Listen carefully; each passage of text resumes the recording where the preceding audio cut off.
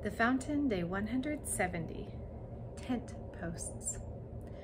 The Lord is moving. Many are hearing the sound of expanding territory ringing in our ears. Many are tuned to heaven and are hearing clearly that land is being given to his people, to God's people. Places of refuge, properties that provide food through homesteading, and land for the wanderers to find rest. It's a specific time, to be sure. The wealth of the wicked is being laid aside for the righteous. We are in a season of shifts, a time to look up and ask God, what's next? Then double down in preparation so we are established for it. I have had multiple dreams lately, the kind of dreams that you immediately know are significant. In one of those dreams, I was face to face with a person who once, I thought, was one of my closest friends, but she and her husband betrayed Chris and I in some very painful ways. In that dream, I came face to face with the next step of forgiveness. It's been many years walking out the process of forgiving, something that is so acutely personal. After I woke up, I began to reflect on the dream, and as I did, I had a very clear vision. I saw myself pushing and flipping over a very large stone. It took all my strength to push from under it and flip it over.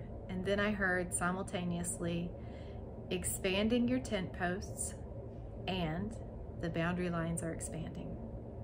It takes a lot of strength and discomfort to move these boundary stones.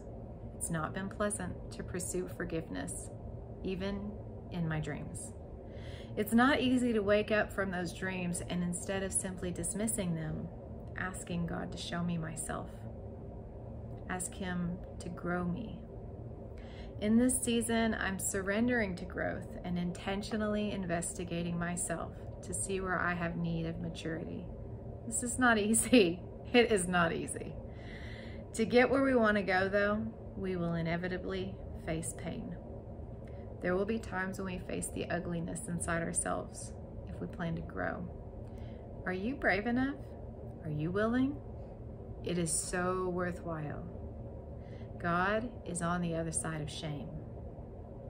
A lot of times we struggle to look at points of shame from our past and our present, but whenever I find the courage to do so, I find God waiting right on the other side with deeper understanding, with a greater measure of mercy, and with a deepened sense of my identity.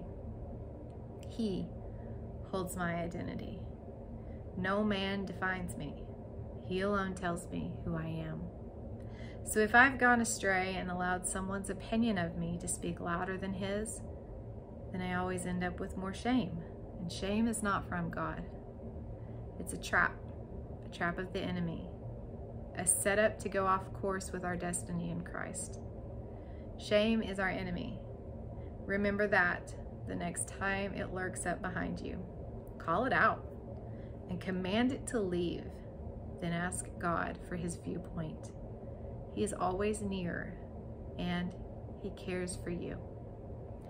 Enlarge the place of your tent. Stretch your tent curtains wide. Do not hold back.